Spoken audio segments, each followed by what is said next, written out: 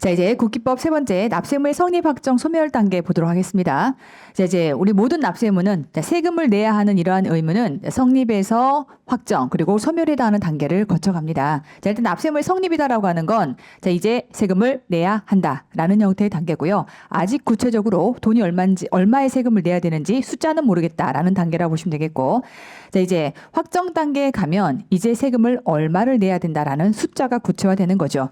자, 그래서 과세관청이나 납세 의무자가 구체적으로 납세무를 확정하는 단계다라고 해서 각 세목별로 어떤 세목은 납세 의무자가 확정하는 경우가 있고 또 어떤 세목은 과세관청이 확정하는 경우가 있고, 자, 이렇게 해서 납세무가 확정이 되고 나면 그러면 이제 그 세금에 대해서 지금부터 징수가 들어가야 되는데, 납세자가 정상적으로 신고하면서 잘 납부를 했다 그럼 아무 문제가 없는 거지만 그렇지 않다라고 하게 되면 이제 뒤에 가서 징수 절차를 진행하게 되죠. 자, 어쨌건 세금을 다 걷어들였다 내지는 안에서 세금을 낼 그런 원인들이 다 없어져 버렸다 등등 여러 가지 사유로 이제 납세 의무는 소멸 단계가 이렇게 마지막 단계로 있을 수 있습니다. 이 세 단계에 대해서 우리가 각각 지금부터 학습하게 될 거고요. 자, 일단 납세 의무 성립부터 출발합니다. 납세 의무 성립이다라고 하는 거는 우리 앞 단계에서 우리 국세 부과의 원칙과 세법 적용의 원칙에서 소국가세 금지 원칙을 학습한 적이 있고요. 자, 소국가세 금지 원칙을 우리가 적용할 때 있어서 납세 의무 성립 시점 자체가 그 기준점이 됐었죠. 자, 그러다 보니까 과세권자와 납세자 간의 조세 법률 관계를 성립하는 그런 시점이다라고 볼 수 있겠고, 소국가세 금지를 판단하는 기준점이 된다라고 하는 거 말문에 나올 수 있으니까 잘 기억해 두시고요.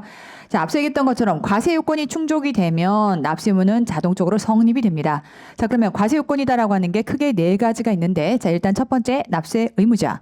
납세 의무자가 존재하고 그리고 무엇에 대해서 과세할 거냐라고 했을 때 큰 틀에서 세 개입니다. 소득에 대해서 과세하는 건 소득세와 법인세. 그런가 하면 소비되는 재와 용역에 대해서 과세하는 건 소위 말하면 소비세다라고 해서 가장 보편적인 형태의 부가가치세가 있겠고, 그 다음에 이제 개별 소비세 내지는 주세, 특정 소비에 대해서 과세하는 내용이 있을 수 있겠고, 재산의 무상 이전에 대해서 지금부터 과세하는 상속세와 증여세 등등 무엇에 대해서 지금부터 과세하느냐라고 하는 대상이 있을 수 있겠고요. 자, 그런가 하면 과표 그리고 세율 이 네 가지의 요건이 만족이 되면 이제 납세 의무는 성립된다라고 볼 수 있습니다. 자, 이제 우리 납세의무 성립을 구체적으로 각각의 사안별로 언제냐라고 하는 것들의 규정들을 들여다보기 앞서서 가장 보편적인 것에 대해서 일단 먼저 개념을 좀 정리하고 가자면, 자, 기본적으로 납세의무 성립은요, 만약에 소득에 대해서 부과가 되는 소득세를 제가 한번 예를 들어서, 그것도 이제 개인의 소득에 대해서 부과가 되는 개인 소득세를 한번 예로 들어보자면, 개인 소득세는 1월 1일부터 12월 31일까지 그 거주자 내지는 비거주자의 이 벌어들인 소득 전체에 대해서 지금부터 세금이 부과가 됩니다. 자, 그러다 보니까 12월 31일이 되면 이제 개인 소득세를 내야 한다라고 하는 납세 의무가 성립이 되죠. 우리가 과세기간이 소득세의 경우는 1월 1일부터 12월 31일까지로 딱 정해져 있기 때문에 그 12월 31일이 딱 끝나는 순간 이제 무조건 그 기간 동안에 내가 벌어들인 소득에 대해서는 소득세를 내야 합니다. 다만 아직 아무도 계산해보지 않았기 때문에 얼마의 세금을 내야 되는지 정확하게 모를 뿐인 거죠. 자, 그러한 형태의 내용에서 자, 이제 소위 5월 1일부터 5월 31일까지 우리 소득세에 대한 신고 납부 기한이 소득세법에 규정이 들어가 있고요. 자, 이때 이제 신고 납부라고 하는 요 과정을 통해서 이제 납부를 했다면 납세 의무는 소멸되고 없어지는 거죠. 자, 이제 우리는 방금 전에 학습했던 납세 의무 성립, 확정, 소멸이라고 하는 것들을 대입을 해보자면 납세 의무가 언제 성립할 거냐라고 했을 때 우리 소득세법은 1월 1일부터 12월 31일까지를 과세기간으로 하고 그 과세기간이 딱 끝나는 12월 31일 시점 되면 바로 납세 의무는 성립이 됩니다. 납세 의무의 성립이라고 하는 건 세금을 내야 한다. 자, 그런데 얼마니라고 하게 되면 5월 1일부터 5월 31일까지 이때 얼마의 세금을 내야 한다라고 하는 것들을 신고하게 돼 있어요. 자, 그럼 신고라고 하는 이 과정을 통해서 납세 의무는 확정이 될 것이고, 납부가 됐다면 납세 의무는 소멸되고 없어질 겁니다. 자, 그래서 지금처럼 이렇게 일정 기간마다 세금을 지금부터 거두어 드리는 그러한 국세를 기간과세 국세다라고 표현하고요. 소위 말하면 기간과세 국세는 법, 소부, 법인세, 소득세, 부가세 각각의 기간은 언제부터 언제까지다라고 하는 것들은 각 개별 세법에서 얘기하고 있지만 어쨌건 그 기간을 단위로 해서 지금부터 세금이 부과가 된다라고 보시겠고요. 이러한 법, 소부, 기간과세 국세는 납세 의무는 과세 기간이 끝나는 때 이때 납세 의무가 성립된다라고 볼 수 있습니다. 자, 그런가 하면 조금 더 특이한 사안으로 이렇게 볼게요. 이 개념을 정확하게 알고 들어가야 이제 뒤에 가서 납세무 성립이나 확정을 얘기했을 때 훨씬 개념이 좀 빨리 올라올 수 있겠고요. 뭐 또 이 내용은 우리가 법소부를 배울 때 또 법소를 배울 때 이미 습득했던 내용이라고 볼 수도 있겠고요. 자, 이제 은행에다가 주 한국 그리고 거주자 A씨가 지금부터 이렇게 예금을 합니다. 1,000만 원을 예금하고 나면 예를 들어 은행에서 지금부터 100만 원에 해당하는 이자를 지급한다라고 했을 때 주 한국 입장에서 이 이자가 이자 소득이 되겠죠. 그래서 법인이 벌어들인 이자 소득이다라고 했을 때 그러면 법인이 벌어들이는 이자 소득이기 때문에 해당 내용은 법인세법의 적용을 받습니다. 자, 그럼 이번에는 거주자 A씨가 지금부터 은행에다가 1,000만 원 예금해놓고 여기서 마찬가지로 100만 원의 이자를 받는다면 얘는 거주자 A씨 즉 개인의 소득에 대해서 지금부터 이자 소득이다라고 하는 이러한 종합소득 안에서 세금이 부과가 될 거고요. 그랬을 때 이 부분은 소득세법에 영향을 받는다라고 볼 수 있죠. 자, 그런데 우리 법인세법과 소득세법은 이자 소득이다라고 하는 이 소득에 대해서는 원천징수를 해라라고 하는 게 법에 들어가 있고요. 그럼 이제 원천징수라고 하는 건 이러한 이자 소득 이라고 하는 원천의 소득에서 그 소득을 지급할 때 지급하는 자가 선빵으로 세금을 뜯어서 이거를 과세관청에 다음 달 10일까지 내다오라고 하는 제도를 만들어 놨고요. 자, 그러니 지급하는 자가 누가 될 거냐면 은행이 지급하는 자가 될 것이고 이 은행이 원천징수 의무자가 됩니다. 자, 그러면 이제 이들은 그러한 원천징수를 어떻게 보면 당하는 거가 되겠고 또 혹은 그들이 각각 지금 그들의 이자 소득에 대해서 지금 원천징수가 되는 거기 때문에 이 부분을 원천징수 대상자다라고 이렇게 표현할 수 있겠죠. 법무상의 용어는 원천징수 의무자, 원천징수 대상자 이렇게 구분할 수 있습니다. 자, 다만 이제 이러한 원천징수가 되는 법인세 내지는 소득세와 관련해서는 그럼 납세무는 언제 생기는 거니? 납세무는 이런 거예요. 이들이 이자를 받았기 때문에 납세해야 되는 거예요. 쉽게 말하면 은행한테 이자를 받았기 때문에 지급을 받았기 때문에 납세무가 성립하는 거야. 자, 근데 앞서 우리 세법에서는 이러한 이자 소득에 대해서는 법소 둘 다가 소득 지급할 때 그때 선빵으로 지금부터 원천징수 해서 내다오라고 했으니까 결국 은행 입장에서는 얼만큼 해당하는 것을 떼야 될지를 고민하게 됩니다. 자, 그래서 세법상에서는 14%를 지금부터 원천징수로 징수해라라고 하는 게 규정이 들어가 있고 자, 그렇다면 자, 은행 입장에서 법인에게 지급할 때 100에서 14만큼을 뗀 그럼 통장에다 얼마 꽂는다? 86만큼을 통장에 꽂게 됩니다. 자, 그럼 이미 이때 통장에다 꽂는 순간 이 법인 입장에서는 그 소득이 지급돼서 들어왔기 때문에 이제 여기에 대한 이자 소득에 대한 법인세를 내야 되는 상황이 생긴 거죠. 그러니 이때 납세무가 성립과 동시에 야 근데 금액이 얼만데? 앞단에서는 12월 31일까지 금액을 계산할 수가 없었던 상황에서 이번에는 이미 은행이 14%에 해당하는 원천징수를 빼고 나머지에 해당하는 86만큼을 통장에 꽂았기 때문에 이미 금액까지가 계산이 다 돼버린 거예요. 러프하게 세금이 14라고 하는 게 다 계산이 끝나버린 상태이기 때문에 이때 납세무가 성립과 동시에 뭐가 같이 일어난다? 확정이 같이 일어난다. 이렇게 개념을 잡아가셔야 됩니다. 과연 성립이 뭐고 확정이 뭐냐라고 했을 때 성립은 너 세금 내야 돼. 나 왜 내는데? 너 이자 소득이 지금 통장에 꽂혔거든. 그러니까 너는 이제 그 이자 소득에 대해서는 이제 세금을 내야 해 라는 형태로 납세무는 성립한 것이고 이때 그러면 금액이 얼마니라고 하는 건 은행이 또 정성스럽게 14%만큼을 러프하게 계산을 다 끝내고 그리고 나서 다 꽂았기 때문에 금액이 얼마인지까지가 확정이 됐다라고 보는 겁니다. 그래서 이러한 원천징수가 되는 그러한 소득에 대해서는 성립과 동시에 확정이 같이 일어난다라고 개념을 이해하시면 좋겠고 마찬가지로 개인도 똑같습니다. 똑같이 14%에 해당하는 것들을 떼고 통장에다 꽂아줄 때는 얼마? 86을 꽂는 거죠. 꽂는 순간 납세무는 성립과 동시에 확정이 같이 일어납니다. 자, 그러니 이때 이제 납세무가 성립됐다 확정됐다라고 하는 건 누구를 상대로 하는 거냐면 원천징수 대상자를 상대로 얘기하는 거죠. 이자들의 소득인 거니까 이자들의 소득에 쉽게 말하면 지급하는 때 세법은 능동과 수동형을 쉽게 말하면 배려 있게 쓰지 않습니다. 그러면 지급하는 때는 누가 지급을 하는 거죠? 은행이 지급하는 거예요. 근데 이제 받는 자 입장에서의 소득이기 때문에 받는 자를 중심으로 납세무가 성립했다. 받는 자를 중심으로 납세무가 확정됐다라고 얘기하려면 지급받는 때라고 말해 맞는 거죠. 뭐 그건 우리 생각인 거고 그렇게 일하시면 되는 거고 어쨌건 지급하는 때 은행이 지급하는 때 그러니까 앞단에 그 말이 생략돼 있는 거예요. 원천징수 의무자가 지급하는 때 납세무가 성립이 돼버린과 동시에 금액까지를 다 계산해서 통장에 꽂았기 때문에 납세무는 자동으로 확정이 된다라고 보시면 되죠. 납세무의 성립과 동시에 확정이 같이 일어난다. 이런 것들을 우리는 이제 앞으로 자동 확정 국세다라고 표현을 할 텐데 자 그런 로직들이 몇 가지 존재합니다. 자, 그런 내용들을 같이 지금부터 정리를 해보실 거고요. 뭐 뭐 각각에 해당하는 기간과세국세는 어떻게 하고 각각은 또 어떻게 하냐 다 정리할 수 있겠지만 저는 그냥 법소부로 나눠봤습니다. 여러분들이 어찌됐건 개별세법을 다 배우시고 나서 대부분이 국기로 타고 넘어오다 보니까 기본적으로는 법소부에 대한 캐릭터를 이해하고 있다라는 전제하에서 일단 법인세에 대한 내용들을 좀 정리를 해보자면 일단 첫 번째, 자, 법인세, 소득세, 부가세는 기간과세국세입니다. 그러니까 납세 의무는 일단 과세 기간이 끝나는 때 성립이 되죠. 자, 그런가 하면 원천징수하는 법인세, 아까 법인이 받은 은행으로부터 이자소득이에요 라고 하게 되면 이 이자소득은 법인세의 과세 대상이 되죠. 그러다 보니까 우리는 원천징수하는 법인세다라고 표현하는 것이고 마찬가지로 방금 얘기했던 것처럼 수익금액을 지급하는 때 여기서 말하는 수익금액은 어쨌건 그 이자소득이 들어오는 때 통장에 꽂혀 들어오는 때 납세의무의 성립과 동시에 확정이 같이 일어납니다. 현재는 지금 제가 납세의무 성립을 설명하고 있고 뒷단에 가서 확정을 같이 연결하겠지만 일단 그렇게 머릿속에 개념을 잡으시면 좋을 것 같고요. 자, 그런가 하면 청산소득에 따른 법인세라고 했을 때는 법인이 해산하는 때, 자, 이것도 한번 정리해 보도록 할게요. 자, 우리는 법인의 경우는요, 해산 등기라는 게 있고 청산 등기라는 게 있어요. 물론 법인세 여러분들 학습하시면 정확하게 아시는 분들도 있겠고 모르는 분들도 있을 것 같아서 제가 공부할 때는 이걸 제대로 설명을 제가 공부했던 선생님은 잘 안 해주셔가지고 저는 내내 좀 힘들더라고요. 자, 저는 이렇게 개념을 잡습니다. 해산 등기라고 하는 건 뭐냐면 나 앞으로 죽을 놈이야 라고 하는 걸 세상에 알리는 절차예요. 왜냐하면 앞으로 청산해서 없어질 법인과 거래를 할 때는 그만큼을 감당하고 해야 됩니다.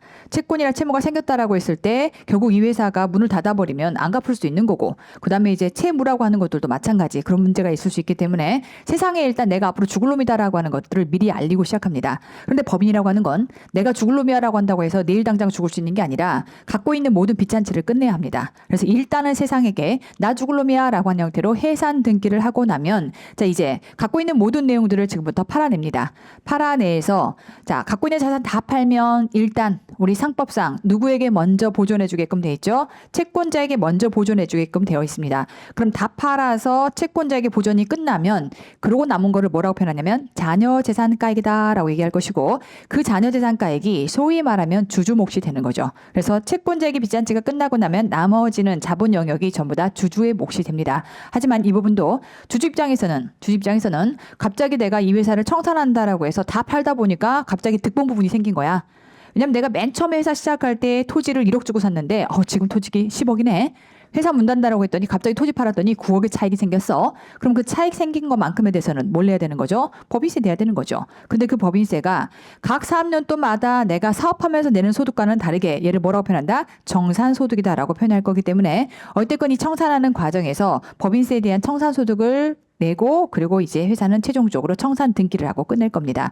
자, 어쨌건 자녀재산가액이 확정이 되고 나면 그리고 나서 자, 그 달에 말에 우리는 항상 세법상 너 언제까지 신고 납부 제대로 했니라고 하는 것들을 따질 때 법인마다의 특수성을 다 받아줄 수는 없으니까 말일 단위로 움직여요. 그래서 자녀재산가액이 확정된 그 달의 말일로부터 3개월 안에 이러한 청산소득을 신고 납부하게끔 이렇게 들어가 있습니다. 자, 그러다 보니까 자 이제 우리는 이 청산소득과 관련해서 그러니까 이제 청산소득이라고 하는 건 다시 한번 얘기하지만 앞단에서 지금 얘기하는 일반적인 형태의 법인세는 각사소득에 대한 법인세를 얘기하고 있는 것이고 청산소득은 조금 스페셜한 소득이에요. 이 법인이 죽으면서 생기는 거니까. 자, 그럼 이 청산소득은 납세 의무가 언제 생기느냐?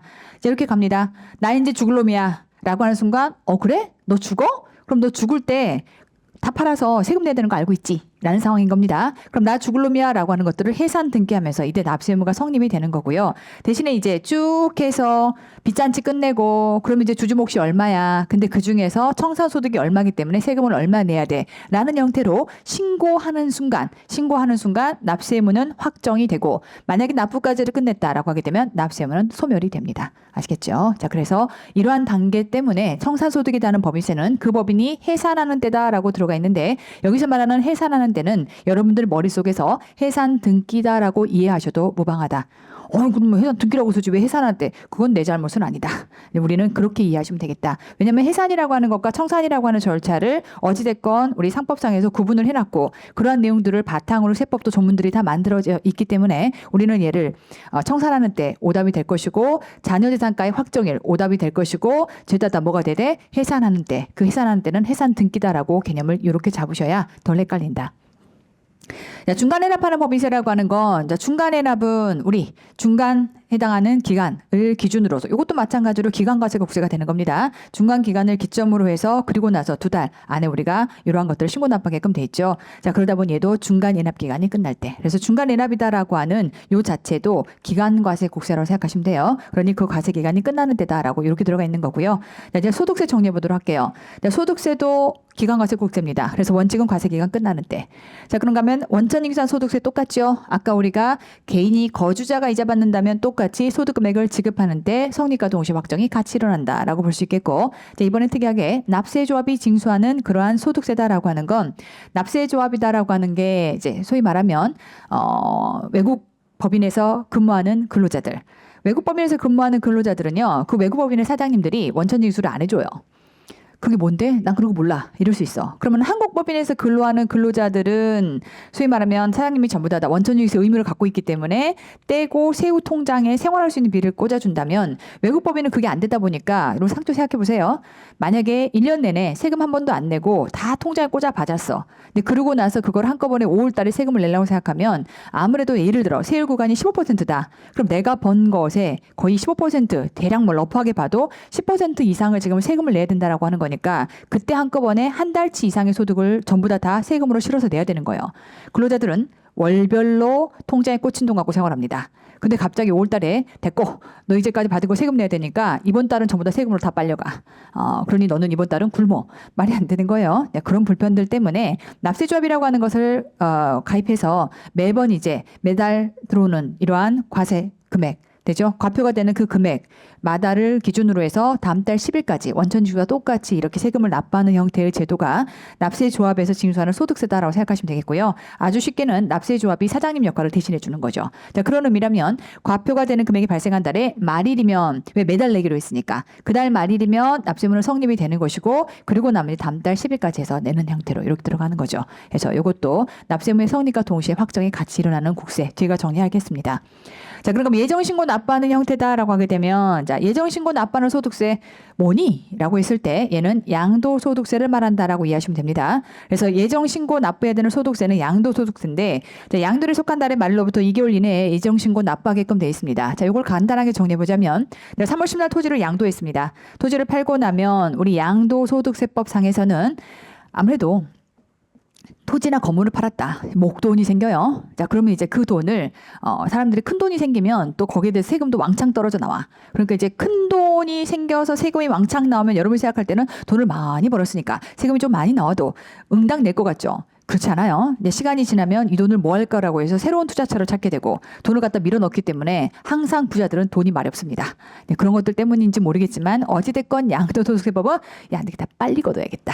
그래서 이렇게 토지 양도일이 속한 달에 말일로부터 2개월 안에 예정신고 납부하게끔 제도가 들어가 있고요. 자, 그렇게 해서 자, 5월 30일까지 이렇게 양도세를 예정신고한다라고 하게 되면 자, 그럼 납세문은 언제 생기느냐라고 했을 때 자, 이때 토지를 양도에 쓴 시점이 아니라 그 달에 해당하는 요 말일에 이때 납세무가 성립이 되겠고 그리고 나면 나중에 이렇게 신고를 했다라고 했을 때 이제 정상적으로 세금이 얼마인지가 금액이 나온 거니까 이때 확정이 되고 납부하면 소멸되는 형태로 이렇게 이어집니다.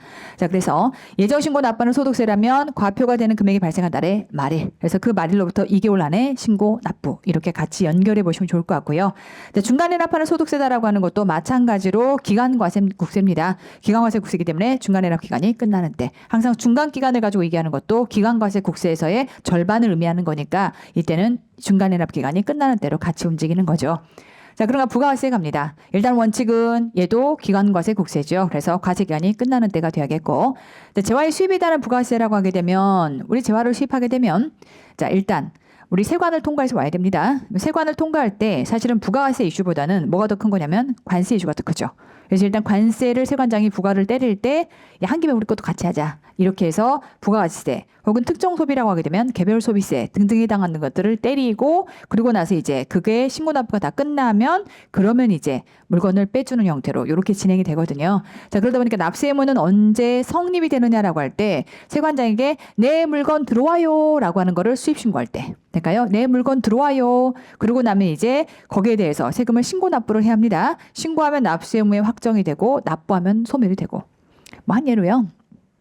살짝 부끄럽긴 하지만 이제 제가 세관장애 수입 신고한다라는 것의 의미가 어떤 건지를 간단하게 좀 보여주자면 이거요.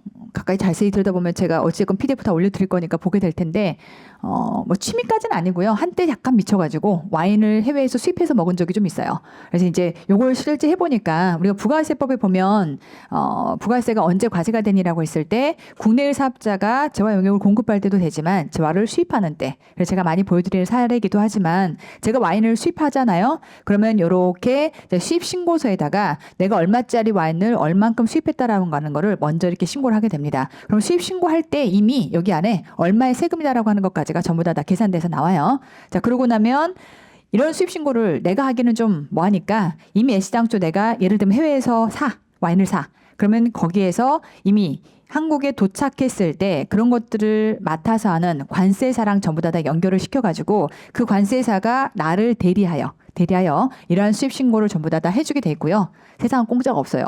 당연히 다 나한테 수수료 받아가죠. 내가 직접 할 수는 없는 거니까 수입 신고 해주게 되어 있고, 그리고 나한테는 뭘 보내주냐면 납부 영수증을 보내줍니다. 그럼 나는 그거 보고 각각이 다른 금액을 납부하면 그러면 이제 통관 절차가 완료가 됐기 때문에 그 다음에 풀려 나와서 와인이 우리 집으로 오는 구조가 되는 거죠. 자, 그런 개념으로 일단 어찌됐건 세관장애 수입 신고를 끝내고, 그럼 그 수입 신고 안에 아까 얘기했던 것처럼 이렇게 얼마의 과표, 관세가 얼마가 부과되고 부가세가 얼마가 부과됐다라는 게 전부 다 기록돼 있어요. 이미 이런 수입 신고서 안에 들어가 있습니다. 자, 그래서 과표와 세액이 신고가 같이 이루어진다라고 보시면 되겠고, 아까 영수증 받아서 납부하면 와인 풀려서 우리 집으로 옵니다. 느낌 아시겠죠? 자, 그래서 언제 납세의무가 성립하느냐라고 하게 되면 일단 내 물건 들어와요라고 하는 것들을 수입 신고할 때 그때 납세의무가 성립이 될 것이고, 그리고 나서 이제 금액이 얼마냐라고 하는 게 신고가 들어갈 거니까 그때 납세의무가 확정이 되고, 물론 동시다발적으로 같이 일어나요. 신고 따로 뭐 이렇게 따로 가는 건 아니고 동시다발적으로 일어나긴 하지만 어쨌건 정확하게 나누어서는 수입 신고할 때, 그리고 이제 그 세액을 신고할 때는 확정, 납부했어, 소멸, 이 단계를 거친다. 느낌 아시겠죠? 자, 그래서 수입되는 재화에 대해서는 세관장에게 수입 신고할 때 납세의무가 성립된다라고 이해하시면 되겠고, 자, 우리 예정신고, 예정부가 마찬가지로 기관과세국세예요. 법소부 전부 다 법소는 중간해랍이라고 표현하고, 우리 부가가치세법은 예정신고, 예정부가라고 표현하고, 느낌 아시겠죠? 다 똑같이 중간에 반토막 걷어낼게라는 의미인 건데, 그때는 예정신고 기간이 끝나는 때, 예정부가 기간이 끝나는 때 다 같이 기관과세국세다, 이렇게 이해하시면 되겠고, 네, 상속가입니다. 생각해 볼게요. 상속세를 왜 내야 되죠? 아버지가 돌아가셔서. 그래서 과세기간 상속을 개시하는 때. 상속의 개시라는 것 자체가 아버지가 돌아가셨다는 뜻이에요. 그래서 돌아가시면 이제 무조건 상속세를 내야 되는 겁니다. 아버지가 가지고 있던 모든 재산이 상속 재산이 될 것이고, 그 재산에 대해서 세금이 들러붙는 게 상속세라고 생각하시면 돼요. 자, 증여는요. 증여세 왜 내야 되는 거죠? 결국은 무상으로 재산이 수중돼서 넘어갔기 때문인 거죠. 자, 그러니 증여의 재산을 취득했을 때, 취득을 했기 때문에 그 원인 때문에 납세를 해야 되는 상황이라서 납세의무의 성립은 상속의 개시, 그리고 증여재산 취득, 이렇게 들어간다. 자, 개소세, 주세, 교통, 에너지, 환경세다라고 해서 개소세, 주세, 교외환. 제가 옛날에 공부할 때는 얘를 막 갖다 때려 외웠거든요. 그렇구나. 왜냐하면 법소부는 우리가 쭉 많은 시간을 들여서 공부를 해. 근데 머리털 나고 개소세, 주세, 교외환은 들여다본 적이 없네. 그러다 보니까 이게 뭐지? 라고 생각할 수 있어요. 대략만 제가 설명을 드리자면, 그래서 조금 느낌은 갖고 가면 좋으니까. 자, 일단 개소세, 주세, 교외환은요, 과세 물품을 제조장에서 반출할 때, 그러면은 창고에서 물건 나오면 세금 내야 돼요? 맞습니다. 그 얘기예요. 과세 장소에 입장하거나 과세 유흥 장소에서 유흥 음식 행위를 하거나 과세 영업 장소에서 영업 행위를 할 때다라고 들어가 있는데, 다만 이제 수입 물품이라면 세관장에게 수입 신고할 때, 자, 일단 수입부터 정리할게요. 수입은요, 항상 그것이 뭐든 사치품은 개소세가 들러붙어요. 그 다음에 아까 와인 같은 경우에 있어서도 뭐 주세나 이런 것들이 들러붙을 수 있는데, 어쨌건 수입돼서 들어올 때는요, 무조건 세관장에게 수입 신고를 하고 들어옵니다. 그게 뭐든 간에. 그러니 일단 수입 물품이라면 두 개 똑같이 세관장에게 수입 신고할 때다. 그럼 일단 이 이슈는 끝났어요. 그런데 나머지 해당하는 것들을 기준으로 설명을 좀 해보자면, 첫 번째, 과세 물품을 제조장에서 반출할 때다라고 하는 것의 로직을 간단하게만 설명하자면요, 술 창고가 있고요. 제가 예전에 디아지오 코리아라고 하는 술 회사에서 제가 한 2, 3년간 감사를 했었거든요. 그럼 이제 디아지오 코리아라고 하는 이 회사가 기네스 맥주, 그러거나 조니 워커, 이런 것들을 만드는 회사라고 보시면 되는데, 여러분 질문 돌려볼까요? 완제된 맥주 내지는 조니 워커를 수입해서 여기서 그대로 파는 걸까요? 아니면 원액 갖다가 여기서 섞어서 팔까요? 후자예요.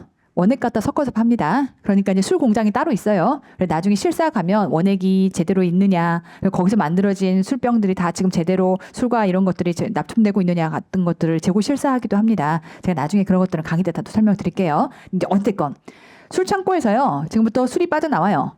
근데 이제 어떤 문제가 있냐면 보통 이런 술들은 납품이 되면 대부분 어디로 가요? 일반적인 뭐 밥집 이런 술집으로 가기도 하지만 대부분 술이 밥 먹으면서 술을 소화하는 거는 양이 적고요. 대부분 막 룸사롱, 진짜 막 술을 먹고 죽어보자는 그런 술집들 있잖아요. 그런 쪽으로 술이 납품이 되면 그 사람들이 정말 세금을 똑바로 잘 내고 양재 세상에서 소득에 대한 것도 또 세금 다 내고 주세도 다 내고 이렇게 굴러갈까요? 야, 그런 걸 왜 지켜라고 생각할까요? 후자가 강해요. 뭐 그런 말들도 하더라고요. 세금 다 내고 살면 어떻게 돈을 모으냐. 이렇게 생각하는 게 기본 베이스인 사람들이 꽤 많아요.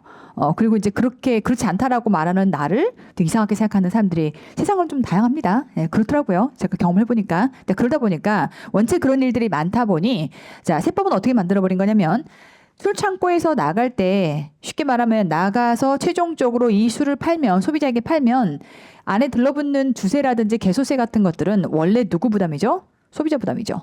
소비자 부담인 거 맞아요. 그러니까 결국은 먹은 돈 네가 부담을 해라. 왜냐하면 개별 소비세라고 하는 거는 소비에 대해서 지금 부과를 시키는 거고, 주세라고 하는 것도 네가 지금 술을 사 먹다 보니까 이런 문제 생긴 거 아니니? 라는 문제인 건데, 결국은 소비자가 그것을 부담을 한다 하더라도, 그러면 소비자가 술 마실 때마다 아유 내가 개소세를 부담하고 있어, 이런 생각 안 들거든요. 왜? 가격이 그냥 다 들러붙어 나오니까. 그럼 결국은 그렇게 받아서 사업자가 이 부분들을 세금을 납부하고 이렇게 들어가야 되는 건데, 결국 그게 투명하게 이루어지지 않더라는 말이죠.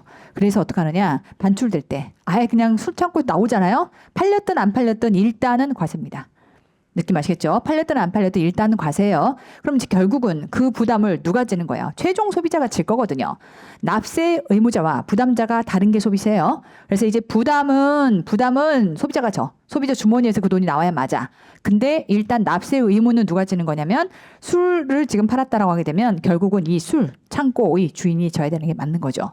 자, 그러니 반출할 때 이때 일단은 납세무가 성립이 될 거고요. 일단 세금을 내야 되는 상황인 거고요. 그러면 매 분기별로, 이것도 막 1년에 한 번씩도 아니에요. 매 분기별로 해서 이러한 내용들을 신고 납부하게끔 이렇게 돼 있다라고 보시면 됩니다. 자, 그래서 반출할 때 납세무가 성립되고요. 분기별로 이거를 신고 납부함으로써 신고할 때 납세무가 확정이 되고, 납부하면 이렇게 소멸되게끔 이렇게 세법이 만들어져 있다라고 보시면 되기 때문에, 다시 돌아가서 보시면, 이래서 이런 술 같은 경우는요, 과세 물품을 제조항에서 반출할 때, 왜 나가가지고서 투명하게 세금이 안 돌아가. 그러니 애시당초 반출할 때 그냥 세금을 때려버리고 이렇게 보는 거예요. 팔려고 나갔겠지. 나가면 팔리겠지. 언젠가 들어오겠지. 그러면 들어오는 거는 니네가 일단 성급으로 내고, 그럼 여기서 낼 때는 성급 처리하면 돼요. 성급으로 내고 소비자한테 걷어 들여오면 얘를 상계하면 되는 거고. 느낌 아시겠죠? 그렇게 지금 세법이 구성되어 있다 보니까 납세무의 성립은 반출할 때다라고 들어가 있는 것이고, 나머지 복잡한 애들은 누구니라고 할 때 이렇게 보실게요. 간단하게만 개별 소비세는요, 물품에 대해서, 장소에 대해서, 과세 유용장소와 과세 영업장소에 대해서 세금이 들러붙습니다. 소위 말하면 귀속품 내지는 명품 자동차, 국내에서 이런 귀금속을 만들어내는 경우도 있고 명품 만들어내는 경우도 있지만, 대부분의 명품은 어디? Made in Italy. 수입되겠죠. 그래서 아까 우리가 수입 신고할 때가 되겠고, 자, 그런 가운데 과세 장소, 카지노 입장할 때요, 입장세가 있어요. 모르지. 나도 안 가봐서 몰라. 근데 확 검색해보니까 있더라고요. 아, 그래? 라고 하면서 저도 검색해봤더니 있더라고요. 그러니까 아까 우리가 입장하는 순간 몇 명이 입장했는지를 다 카운팅하는 겁니다. 느낌 아시겠죠? 왜냐하면 입장한 적 없는데요, 막 이렇게 우길 수 있으니까, 강원랜드에서 지금 국내 내국인들이 얼마나 입장했는지 전부 다 카운팅한 다음에 그 입장하는 그 수에만큼, 소위 말하면 이러한 개소세가 들러붙는다라고 이해하시면 돼요. 자, 그런 과세 유용장소, 룸사롱이라든지 단란주점, 그런 가면, 자, 과세 영업장소에서 카지노에서 영업행위 하는 거에 대해서 과세해서 카지노 수익금액에도 일종률이 들러붙습니다. 무슨 얘기예요? 입장하면 들러붙고요, 카지노가 번 돈에 또 들러붙어요. 뭐 다 뜯어가네. 다 뜯어가요. 그래서 제가 이제 가끔 여러분들 눈동자가 풀리면 강원랜드 재무제표 열어놓고 과연 이 회사는 이라고 하면서 재무제표를 분석해서 보여드리는 경우도 가끔 있는데요. 이런 거죠. 제가 기업 강의를 옛날에 할 때 다들 사람들이 기업 강의를 당연히 재무회계 강의인데 재밌게 들을 리가 없죠. 근데 제가 거의 레크레이션 팽점 5.0 만점에 5.0이 나오는 이유가 그런 것들 여는 거예요. 한 20개 사례 열어. 강원랜드 열어가지고 과연 가서 카지노를 하면 승률이 어떻게 될까요? 재무제표 보면 다 나오거든요. 등등. 네, 그런 형태로 어쨌건 카지노에 입장할 때 그리고 거기에 따른 수익금액까지를 죄다 다 세금 다 걷어갑니다. 자, 이런 내용들 때문에 이 내용이 이렇게 들어가 있다라고 이해하시면 되겠고, 자, 이번에는 인지세입니다. 인지세는요, 과세문건을 작성할 때 납세의무가 성립이 되면서 동시에 확정도 같이 일어나거든요. 왜냐하면 이런 거예요. 그러니까 저도 이제 살면서 그런 일은 별로 없어야 되는데 다른 사람에게 내가 억울함을 호소하느라 소송이나 이런 것들을 걸 때가 있어요. 또 실제로 제가 이제 몇 명 선생님들과 같이 한번 그런 일이 있었어 가지고 선생님들을 상대로가 아니라 옛날 학원에 대해서 뭔가 억울한 게 있어 가지고 그 선생님들 다 모아 가지고 같이 합시다. 선봉장 내가 해볼게 이렇게 한번 한 적이 있어요. 뭐 무난히 잘 넘어갔지만, 자, 근데 어찌됐건 그런 사건이 있었을 때 그런 거죠. 우리가 주장하는 가액이 10억이면 인지세가 얼마고 50억이면 얼마고 100억이면 얼마고 금액이 다르더라고요. 그러니까 이제 결국 소송이 이기는 소송일 수도 있고 지는 소송일 수 있는데 일단 기본값으로 그건 치르고 들어가야 되는 거예요. 예를 들면 뭐 소송이 10억짜리의 소송이다. 그럼 인지세가 한 예를 들면 뭐 500만 원 정도. 예를 들어 대략 300에서 500만 원 정도. 그러니까 이제 그게 크다면 크고 적다면 적을 수 있는데 어찌됐건 기본적으로는 부담이 돼서 들어오는 거죠. 어찌됐건 인지세라고 하는 건 여기다가 수입인지를 갖다 붙이는 거예요. 나의 소송 문서 내용에 따라서. 그래서 이제 선생님들하고 같이 소송하면서 자, 선생님들 인지세가 얼마인데 자, 우리가 얼마로 주장할지를 한번 논의해봐야 될 것 같습니다. 이제 과거에 있던 학원에서 포피 상품을 파는데 어떻게 결제해서 줬는지가 투명하지 않은 거예요. 그래서 이제 그걸 한번 으쌰으쌰 한번 들이밀어보자. 수능에서는 자주 있는 일이고 공문 쪽에서도 항상 이슈가 됐던 일인데 한번 해보자라고 했던 건데, 그때 이제 우리가 주장하는 가액이 우리가 지금 받았어야 될 응당 받았어야 되는 금액이 얼마냐라는 거를 환산을 하자면 30억일 수도 있고 50억일 수도 있고 100억일 수도 있거든요. 사람들이 여럿이 같이 하다 보니까 그랬을 때 인지세가 높아지는 거죠. 자, 어쨌건 얼마로 하자라고 과세문건을 작성하는 순간 이때 인지세 붙여야 되거든요. 납세의무의 성립. 그러면서 얼마인지까지 결정이 같이 일어나는 거예요. 아시겠죠? 성립과 동시에 확정이 같이 일어난다. 이해하시면 되겠고. 자, 증권거래세 갑니다. 만약에 여러분이 삼성전자 주식을 갖고 있잖아요. 그럼 삼성전자 주식을 팔아요. 팔면 그냥 내가 팔아서 그 돈 다 들어오나 봐라고 생각하시면 안 돼요. 증권거래세 떼입니다. 쉽게 말하면 그거예요. 내가 주식을 매도하게 되면 매도할 때 아까 제가 봤었는데 10,000분의 36인가? 정확하게 제가 세율이 기억이 안 나네요. 10,000분의 36 정도, 30인가 36 정도의 세율이 떼입니다. 그러니까 등등. 다만 해당 매매 거래가 확정된 때요. 그러니까 오답이 뭐냐면 대금 결제일이 오답이에요. 자, 왜 그러느냐라고 했을 때, 자, 갑니다. 주식을 매매해요. 내가 팔았어요. 그럼 내가 지금 매각한 가액의 일정률만큼이 증권거래세라고 해서, 물론 금액이 크진 않아요. 10,000분의 36 이러니까 금액이 큰 금액은 아닌데 어쨌건 떼이는 거죠. 자, 그런데 내가 주식을 매매하고 나면, 그럼 소위 말하면 HTS 열어놓고 클릭해갖고서 주식을 팔았어요. 근데 그러고 나면 이 거래가 이익 영업일에 결제가 됩니다. 듣기 마시겠어요? 이익 영업일에 결제가 돼요. 그럼 if 내가 금요일에 팔았다면 토일. 근데 만약에 월요일이 예를 들어서 이제 금토가 빨간 날이잖아요. 그럼 빨간 날 빼고 그러면 이익 영업일이니까 이익 영업일 될까요? 그래서 이때 월화에서 화요일 날 실질적으로 이렇게 결제가 이루어지다 보니까, 자, 그럼 납세의무의 성립은 언제냐? 이렇게 생각하시면 돼요. 그럼 결제가 이때 이루어지니까 취소할 수 있나? 취소는 안 됩니다. 클릭 한 방으로 이제는 끝나는 거예요. 자, 그래서 이때 클릭했기 때문에 이때는 이미 매매 거래는 확정이 된 거고요. 이때 이제 다시 주가가 폭등해서 오른다 하더라도 쓰린 속을 안고 이미 내 돈이 아닌 거야. 끝난 거야. 자, 그래서 이때 이제 결과적으로 결제가 된다 하더라도 그거는 시스템상의 문제인 거고요. 그러니까 시스템상에서의 시간이 좀 소요가 되는 거고, 어쨌건 권리 의무가 바뀐 건 이때 바뀌었다 보시면 돼요. 이렇게 아시겠죠? 자, 그러니 이때 매매 거래를 했으니까 확정이 됐다면 기본적으로 세법은 권리 의무 확정주의입니다. 그래서 매매 거래가 확정이 됐다면 그때 납세의무는 성립이 되는 것이다. 이렇게 이해하시면 되겠고.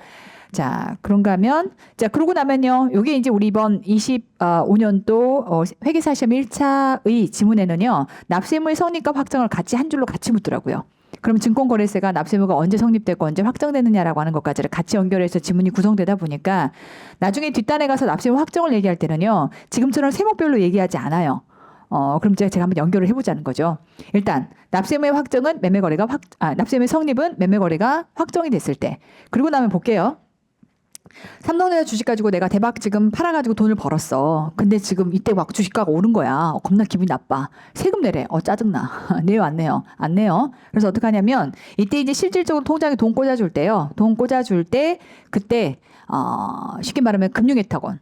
여러분인 거죠. 여러분들이 삼성전자의 주주라고 해서 그 주식이 여러분 손에 있는 거예요. 금융예탁원에 그 증권이 예탁돼 있는 거예요. 예탁돼 있죠. 그래서 이제 금융예탁원이 이 권리관계를 바꾸면서 그럼 이제 환가시켜서 돈으로 줄 때 그때 증권거래에서 떼고 줍니다.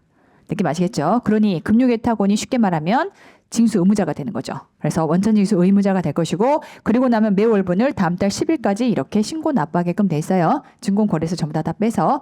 자, 그러니 이때 신고가 들어가는 순간 납세무는 확정이 되고 납부가 되면 납세무는 소멸된다라고 보시면 됩니다. 그래서 납세 의무자는 지금처럼 증권예탁원이 납세 의무자가 됩니다. 아시겠죠?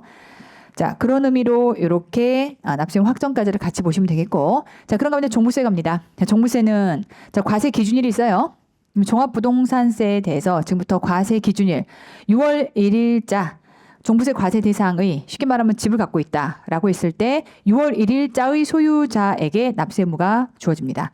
그러니까 나 종부세 내기 싫어라고 하면 5월 30일까지 부동산을 팔았어야 되는 거예요. 자, 어쨌건 이 과세 기준일을 기점으로 해서 납세무는 성립이 될 것이고 뒤로 확정으로 넘어가면 종부세는요. 네가 가만히 있으면 부가고지 때려줄 거예요.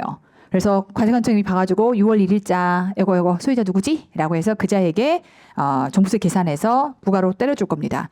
그러거나 보다 적극적으로 내가 신고할 수도 있어요. 그러니까 종부세는 깍두기다라고 생각하시면 됩니다. 그래서 신고도 가능하고 가만히 있으면 부가고지를 때려 맞을 수도 있고 종부세는 깍두기. 근데 어쨌건 납세무의 성립은 6월 1일자를 기점으로 지금부터 종부세를 내야 될 의무자가 되는 거니까 이때 납세무가 성립이 된다라고 보시겠고 교육세 갑니다. 교육세는 원칙적으로요. 부가세입니다. 부가세니까 본세에 따라붙는 세금이에요. 그러니 일단은 본세 납세무가 성립했을 때 자동으로 같이 성립하죠. 그런데 이제 이 중에서 자 금융보험업자의 수익금액에 부과되는 교육세는요. 얘는 일반적인 교육세랑 성격이 다릅니다. 그래서 얘는 뭐냐면 기간과세국세예요. 기간과세국세다 보니까 과세기간이 끝나는 때가 되는 겁니다. 뭔 말이냐라고 하게 되면 이제 우리가 그런 거죠. 법소부 들여다보듯이 교육세도 열심히 들여다봤다면 이런 게 덜 힘들 거야. 근데 처음 보니까 그런 거거든요. 한 번만 보면 돼요. 자, 보시면 얘는 교육세법의 지금 창이고요. 제가 보통 이제 3.1i 보통 많이 쓰다 보니까 거기서 좀 긁어온 거고 안에 보시면 자 금융보험업자는 과세기간 종료일이 속한 날의 말로부터 3개월 마치 법인세처럼 얘기하고 있는 거예요. 이내 각 납세지 관할 세무서장에게 신고함과 동시에 세액을 납부한다라고 해서 똑같은 교육세인데요. 금융보험업자의 이러한 수익금액에 들러붙는 교육세가 있고 수익금액에 따라서 내는 교육세가 있고 그런가 밑에 보시면 3조 2호 4호까지는 이라고 된 건 개별 소비세, 교회환, 주세 여기에 교육세가 들러붙거든요. 그럼 이들이 지금 이 세액을 신고 납부할 때 그때 교육세를 신고 납부합니다. 그러니까 두 개가 테마가 다른 거예요. 완전 다른 거예요. 그래서 금융보험업자에게 부과되는 교육세는 그냥 얘 자체로 마치 법인세처럼 하나의 기간과세 국세가 되는 것이고 얘는 항상 궁뎅이 뒤에 달라붙어서 같이 부과가 되는 부가세적인 성격의 교육세가 되는 겁니다. 교육세 성격이 다른 거예요. 자, 그래서 일단 안에 과표도요. 금융보험업자의 수익금액에 대해서는 이렇게 나머지 개소세, 교회환, 주세에 따라서는 이렇게라고 해서 각각 세법별로 달리 규정을 하고 있기 때문에 다시 한번 정리하지만 이러한 교육세는 원래는 부가세인데 그럼 아까 얘기했던 것처럼 원래는 얘가 뭘로 들어가야 돼요? 원래는 지금 요거 개소세, 교회환, 주세 에 해당하는 이러한 세금이라면 이때는 본세 납세무가 성립할 때 근데 금융보험업자의 수익금액에 부과되는 금융보험업자가 쉽게 말하면 은행업이 매출 엄청 많이 벌어들여 증권사가 좋겠다. 미래세 돈 많이 벌어 좋겠다. 교육세 내자. 뭐 이런 거예요. 네, 그런 형태로 교육세는 이때는 기간과세국세이기 때문에 과세기간 끝나는 때. 느낌 아시겠죠? 자, 우리 농특세다라고 하는 거 우리 법인세 파트에서도 따로 계산을 하지만 아주 쉬운 얘기로 조투법상 우리가 감면받은 세액이 있다면 야 좋겠다 너 감면받아서 엄청 기쁘지. 세금 좀 내자. 이런 의미예요. 자, 얘는 확실하게 부가세입니다. 그래서 본세 납세무가 성립한 때 약간 양아치 같은 그렇게 말하면 안 되겠고 농촌이 바로 서야 됩니다. 잘 살아야 돼요. 어쨌건 거기에 숟가락 얹혀가지고 농어촌을 살리기 위해서 세금 감면해주고 감면받은 것만큼에 대해서 20%가 들러붙는 게 농특세라고 보시면 됩니다. 자, 됐고. 자, 이제 가산세 한번 정리해 보도록 할게요. 자, 이제 우리가 가산세라고 하는 건 이렇게 보시면 되죠. 국기법이 주장하는 가산세가 있고 국기법에서 규정된 가산세가 있고 그런가 하면 이제 각 개별 세법마다의 가산세가 있습니다. 이제 국기법에서의 가산세는 가장 크게는 자, 신고와 관련된 신고불성실 가산세와 납부와 관련된 납부지원 가산세 두 개로 나뉘어지고 나머지에 대한 가산세는 각 세법별로 개별 세법별로 자기네가 생각하는 가산세를 전부 다 개별법에서 규정하고 있습니다. 자, 일단 국기법상에서 이제 가산세는 우리 앞단에서 국세 징수 절차 이미 배웠던 내용 안에서 납부기한을 경계로 해서 전 단계를 미납, 이 단계를 체납. 자, 그럼 이제 가산세가 어떻게 부과가 되는지를 한번 전체 개요를 좀 얘기하자면, 자, 일단 법정 신고 납부 기한까지 신고 납부를 했어야 됩니다. 자, 이제 안 했다면 뭐부터 때려 맞냐면 신고 불성실 가산세부터 때려 맞습니다. 그럼 신고를 안 했다라고 하는 게 아예 안 했을 수도 있고 덜 했을 수도 있고, 아예 안 했다 이때는 무신고 가산세가 되겠고, 덜 했다 과소신고 가산세가 되겠죠. 자, if 안 했다고 가정해 볼게요. 자, 그래서 무신고 가산세를 일단 때려 맞은 다음에, 그래서 일단 신고는 신고 기한을 경과하는 순간 이제 무조건 때려 맞는 거예요. 자, 근데 이제 납부 전 가산세는 상황이 좀 다릅니다. 납부 전 가산세는 그냥 큰 틀에서는 하루마다 숨만 쉬어도 2,2가 들러붙어요. 2,2가 일자별로 지금부터 들러붙는다는 개념인 건데, 연으로 따지면 8%가 넘죠. 상당한 부담이 됩니다. 자, 이랬을 때, 자, 갑니다. 이렇게 납부 전 가산세가 부과가 될 텐데, 중간 단계 지금부터 납부 고지서를 발부를 하게 되면, 납부 고지서를 발부하는 때까지는 10,000분의 2.1을 계산해서 지금부터 붙여서 발부를 합니다. 근데 여러분 상황 생각해봐요. 하루마다 10,000분의 2.1을 들러붙여야 되는데, 납부 고지서상에서는요, 우리가 납부 기한 며칠? 30일 이내에 납부하라고 고지서를 때려줄 거거든요. 그러면 대략 한 그 30일 안에는 10,000분의 2.1을 붙일래야 붙일 수가 없는 거네. 이런 문제가 생길 수 있어요. 그래서 잠깐 요 납부 고지서상의 납부 기한까지는요, 10,000분의 2.1을 멈춰줘요. 일단 멈춰줄게. 왜? 아니, 여기 얼마라고 써 있어. 딱 해서 여기까지만 날짜 계산해서 10,000분의 2.1을 계산한 거기 때문에 붙일래야 붙일 수가 없어요. 그래서 이제 그게 빠져있는 상태인데, 자, 이제 체납 단계로 넘어갑니다.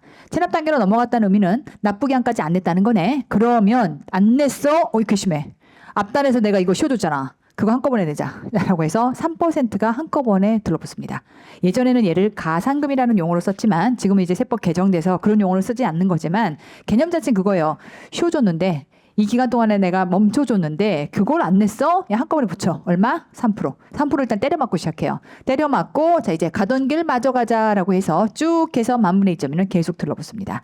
자, 그러다 보니까 그 다음 단계에서는 우리가 독촉장 등등 해당 납부기한을, 독촉장 해당 납부기한을 이렇게 넘어갈 때는요, 그때는 소위 말하면 얼마다라고 하는 것들에 대해서는 내가 언제 내느냐에 따라서 10,000분의 2.1가 달라질 수 있거든요. 그래서 그때는 내가 언제 내는 그 시점을 기준으로 다시 납부 영수증을 신청해서 금액 계산해가지고 내야 되는 상황인 거다.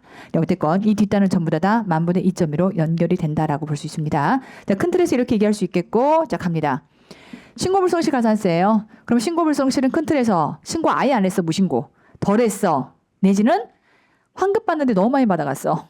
이것도 어찌됐건 국고에는 민폐가 되는 겁니다. 자, 그래서 무신고와, 자, 이렇게 볼게요. 끊고 과소와 초과환급 신고는 같은 맥락으로 가요. 둘은 아주 로직이 100% 똑같습니다. 둘은 똑같은 거야. 네, 그런 내용이라면 법정 신고 기한이 경과하는 순간, 너의 잘못이 확정되는 순간 이제 납세의무가 성립이 되는 거죠. 납부지원 가산세라고 하는 건 이제 두 개로 나뉩니다. 두 개로 나뉘어서 3%분과 10,000분의 2.2분으로 나뉘어서, 일단 10,000분의 2.2 원칙적으로 그냥 법정 납부기한이 경과하고 나면 일일마다 그 날이 경과할 때마다 하루에 숨만 쉬어도 10,000분의 2.2씩이 들러붙는 거죠. 자, 근데 이제 자세히 보면 체납 시 3%, 우리는 법정 용어를 정확하게 좀 명시해서 보자면 왜 체납이라고 하는 표현을 쓰는 거죠?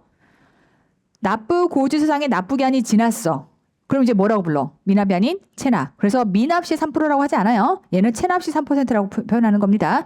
그런 상황에서 납부 고지서에 따른 납부기한 경과하는 그 순간, 앞단에서 멈춰줬던 10,000분의 2.2 한꺼번에 맞자라고 해서 3%가 한꺼번에 들러붙는 겁니다. 아시겠죠? 이렇게 이해하시면 되겠고, 다만 이제 납부지원 가산세는 일반적인 형태의 납부를 지원했다는 뜻인 거고, 원천징수 등에 따른 납부지원 가산세라면 얘는 조금 다르게 움직여요. 유사한데 살짝 달라. 자, 갑니다. 어떻게 다르냐면, 원천징수 등에 따른 납부지원 가산세는 누구한테 부과를 시키냐면 원천징수 의무자에게. 그러니까 원천징수 의무자가 있고 원천징수 대상자가 있죠. 두 개는 구분하실 거고, 원천징수 의무자, 그러면 아까 말했던 은행이라든지 사장님이 월급 줄 때, 직원들한테 월급 줄 때, 사장님 월급 줄 때 빼고 나머지만 통장에 꽂았으니까 그 해당하는 금액만큼은 다음 달 10일까지 내주세요 라는 개념인데, 사장님이 그 말을 안 들은 거야. 그래서 법정 납부기한은 다음 달 10일이에요. 근데 이걸 만약에 안 냈다라고 하는 순간, 자, 괘씸죄가 먼저 적용됩니다. 얘는 미납 시 3%예요. 느낌 아시겠어요? 왜 미납이라는 표현을 쓸까요? 체납은 납부 고지서상의 납부기한이 지나야만 체납이에요.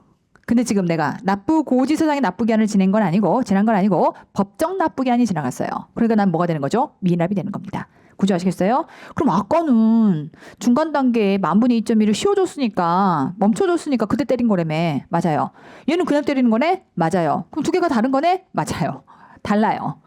똑같이 3%라고 성격이 같은 게 아니에요. 얘는 그냥 이때까지 하라 그랬는데 안 하잖아요. 일단 괘씸죄 한번 때려 맞고 시작합니다. 그래서 미납 시 바로 이 날짜가 지나면 3% 일단 때려 맞고요. 그 다음 나머지 똑같아요. 다음 날부터 지은 일수마다 하루마다 2,의 들러붙습니다. 그래서 두 개의 로직은 유사한 듯 다르다. 그래서 뭐만 다른 거냐면 아까 3%에 대한 로직이 좀 다른 거고요. 같은 건 하루마다 숨만 쉬어도 2,가 들러붙는 사실은 같습니다. 아시겠죠? 이렇게 해서 마찬가지로 원천징수 수등에 대한 압부정 가산세도 두 가지 테마예요. 2,이요 3%. 다만 두 개가 좀 다르죠.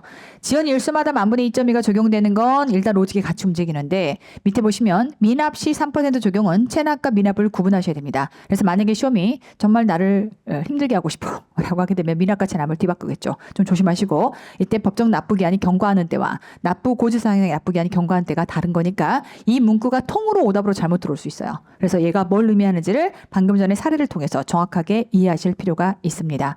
자, 그 밖에 가산세라면 기본적으로는 가산할 국세의 납세 의무가 성립할 때가 되겠죠. 그러니까 그 밖에 가산세는 나머지의 가산세는 법, 소부 등에서 각각의 가산세 규정들이 들어가 있을 것이고 그 규정 안에서의 국세 납세 의무가 성립할 때 그때 납세 의무가 성립이 된다. 이건 크게 신경 안 써도 되겠고요. 자, 그러니까 부과하는 그러한 국세다라고 하는 건 여기서 말하는 수시부과가 뭘 의미하는 거죠? 우리 이제 법소만 있다가 이번에 개정돼서 부가세법에도 수시부가가 들어왔거든요. 그럼 이제 법소부 모두가 수시부가 사유가 있어요. 큰 테마는 조세 포탈 행위가 보일 때. 그럼 원래는 과세 기간이 정해져 있는데 그 과세 기간 못 기다리겠네. 딱 보니까 얘 먹고 튈 것 같아. 안 되겠다. 야, 빨리 때려야겠다. 라고 해서 본래 과세 기간을 어기고 급습하여. 급습하겠지. 설마 아니 고지 때리고 가겠어요? 급습하여 가서 이제 일정 기간을 기준으로 해서 세금을 부과를 합니다. 쉽게 말하면 세무조사 해가지고 세금 부과를 시키겠다라는 개념인 거고 그렇게 해서 부과하는 거를 수시부과다라고 얘기를 합니다. 그럼 납세의무가 언제 성립하니라고 했을 때는 수시부과 사유가 발생했을 때 네가 그딴 짓 하니까 내가 들어가는 거야. 그 얘기예요. 아시겠죠? 그럼 이제 가서 조사해서 금액 얼마인지를 일단 때려주게 될 거고요. 그렇게 부과 고지를 때리면 그때 납세의무는 확정이 될 것이고 얘가 내면 소멸되고 끝나겠죠. 그 과정으로 이어질 겁니다. 그래서 이제 납세의무의 성립이라고 하는 게 조금 여러분이 어색할 수는 있는데 결국 여러분들 회계사 시험이 최근에 나오는 유형을 보면 성립에서 확정까지를 연결해서 전반적인 걸 같이 시험에서 묻고 있기 때문에 어쨌건 여러분 정리하실 때 같이 일렬로 같이 정리해 보시는 것도 좀 의미가 있겠습니다. 오늘 학습이 다 끝나고 나면 같이 연결해서 한번 정리해 보시고 또 뒤에가 제가 또 정리도 해드릴게요. 납세의무 확정 들어갑니다. 납세의무 확정은 앞서 얘기했던 것처럼 납세의무 성립은 내야 돼. 자, 근데 확정은 그때 얼만데? 라는 내용입니다. 자, 구체적으로 확인하는 그러한 절차다라고 볼 수 있는데 자, 지금부터 두 개를 비교해 볼게요. 자, 일단 신고납부 세목하고 정부 부과제도라는 두 가지로 나뉘어지는데 결론부터 얘기하면 신고납부는요. 너보고 신고납부하라고 정해놨어. 그 뭐요? 법소부. 법소부 내지는 주세 교회안 전부 다 걔네들 전부 다 신고납부 세목이고요. 자, 정부 부과제도는 뭐냐면 정부가 부과해 줄게. 그럼 그게 누구냐면 상속세와 증여세예요. 근데 조심하실 건 상속세와 증여세도 신고는 합니다. 신고 의무는 있어요. 그러니까 신고는 하되 네가 신고했다고 다 받아들이기에는 얘는 좀 그래. 대부분의 사람들이 상속세나 증여세의 일정 특히 상속세의 경우는 일정 공제의 율 자체나 고관 좀 있다 보니까 크게는 상속세의 부과 이슈가 별로 없어요. 낸다 하더라도 조금. 그 조금 차이가 있기 때문에 가서 세무조사 들어오는 건 인력 낭비, 예지가람 넘어가. 근데 이제 보통 상속세가 부과가 된다라고 하는 건 부자들은 적당히 갖고 있는 게 아니라 많이 갖고 있어요. 많이 갖고 있고 우리는 많이 갖고 있으면 세금을 50%까지도 내야 되거든요. 근데 그러다 보니까 얘는 원체 중대 사안이야. 그러니 신고했다고 끝나는 건 아니고 신고한 거 들여다보고 때려줄게. 이렇게 가는 거거든요. 그래서 이제 정부 부과제도는 상속세와 증여세다라고 생각하시면 되겠고 자 이때 이제 금액이 얼마니라고 하는 거를 신고 납부 제도는 1차, 2차로 나눠서 1차적으로는 그 권한을 납세자한테 주는 거예요. 내가 너한테 신고 납부하라고 했으니까 네가 신고해. 그럼 내가 일단 그 신고된 금액이 그만큼이 세금이다라고 하는 걸 일단 확정 지어줄게. 대신에 이제 예를 들면 그러고 나서 들여다보는 거죠. 신고가 들어왔어. 들여다봐. 장난이야 이거. 이렇게 신고했네? 라고 하면 세무조사 들어가서 다시 때릴 겁니다. 그러니까 2차적으로는 부과권이 정부한테 있는 거고요. 혹은 신고하라고 했더니 이놈이 신고를 안 하네? 그래도 딱 기다려. 나 들어갈게. 세무조사 들어가서 때려줍니다. 부과합니다. 그래서 2차적으로는 정부에게 부과권이 있다고 생각하시면 돼요. 하여 1차적으로 납세 의무자에게 이러한 확정 권한을 일단 부여하고요. 과세권자의 확정권은 2차적 그리고 보충적 지위. 느낌 아시겠죠? 그래서 부족 부분에 대해서 추가로 더 때리는 거죠. 자, 그런가 하면 내용을 한번 정리를 좀 해보자면 가볼게요. 자, 25년도 1월 1일부터 25년도 10월 31일까지 예를 들면 소득세라고 가정을 해보고 그러한 소득세에 대해서 자, 25년 10월 31일 과세 기간이 끝나는데 납세 의무가 성립이 됩니다.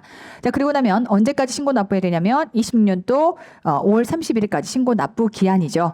자, 이 신고 납부 기한 안에 예를 들어 if 5월 29일 날 신고했어요. 이런 게 왜 중요하냐면 뒤에 가서 사례값 계산 객관식 문제가 나올 때 며칠 막 이런 게 나오거든요. 그래서 이제 실질적으로는 말이 5월 31일까지 신고 납부하라고 했다 하지만 5월 31일까지 하면 좀 후달려. 제가 어제 말씀드린 적 있죠. 제 거 세금 내다가 식겁했다고. 그래서 가산세에 납부전 가산세 물고 신고만 일단 먼저 때리고 가산세 문 경우도 생겼습니다. 후달려.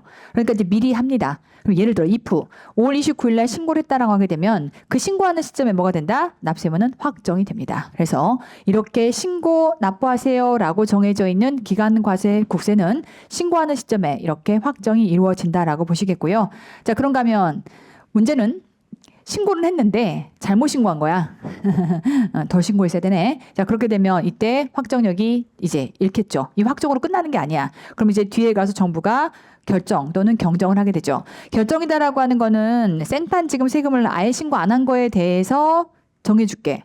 경정이라고 하는 거는 고쳐줄게 라는 개념으로 나중에 25년도 6월 30날 결과적으로 지금 잘못된 신고에 대해서 이때 결정이나 경정을 하고 그러고 나면 고지서 발송하고 그리고 나면 고지서가 도달하고 되죠? 그럼 이거는 정부가 지금 과세관청인 납세자에게 보내는 걸 의미하는 거니까 서류의 송달이라고 하는 것이고 철저하게 도달주의 방식에서 이러한 효력이 인정이 되겠죠.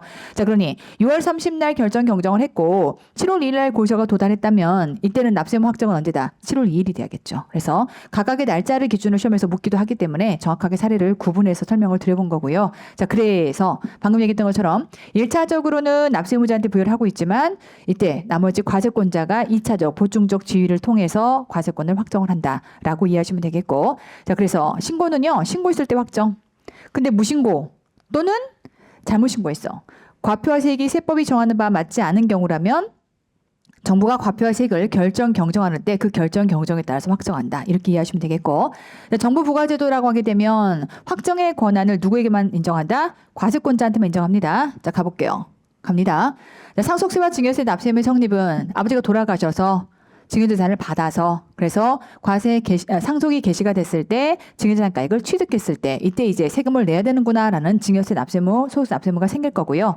자, if 둘 다 지금부터 이러한 쉽게 말하면 개시하는 때 취득하는 때가 속한 달에 말일로부터 3개월, 6개월 이렇게 움직이다 보니까 일단 그 말일로부터 3개월이 증여세의 신고 기한이 됩니다. 그러니까 이때부터라고 하게 되면 플러스 3만 갖다 붙이면 돼요. 그러니까 4월 30일이 증여세 신고 기한이 될 거고요. 상속세는 어떻게 되죠? 똑같이 말일로부터 6개월 이렇게 될 거니까 플러스 6개월 갖다 붙이면 상속세 신고 기한이 됩니다. 이때까지 신고는 해야 돼. 신고는 해야 돼. 자, 그래서 이렇게 신고를 했어요. 다만 신고했다라고 하더라도 확정력은 없습니다. 그래서 이 신고 들어온 내용을 가지고 정부가 들여다보죠. 들여다봐서 8월 15일 날 결정 경정을 했고 그 내용을 지금부터 고지서를 발송합니다. 그러면 고지서가 8월 18일 날 도달했다라고 하게 되면 우리는 도달한 시점에 되죠. 이것도 정부가 송달한 거니까 도달한 시점에 확정력을 갖는다라고 이렇게 이해할 수 있습니다. 나중에 사례까지가 전부 다 날짜까지를 갖춰서 문제가 나오다 보니까 제가 날짜까지 넣어봤고요. 갑니다. 해당 국세 과표화세액을 정부가 결정하는 때 확정이 됩니다. 구체적으로는 결정통지서가 납세의무자에게 도달하는 시점에 확정의 효력을 갖는다. 아시겠죠? 이렇게 이해하시면 되겠고, 자, 조세 포탈 범위다라고 지금부터 기수할 수 있는 시기가 언제냐라고 하는 건데, 기수가 뭔 말이에요?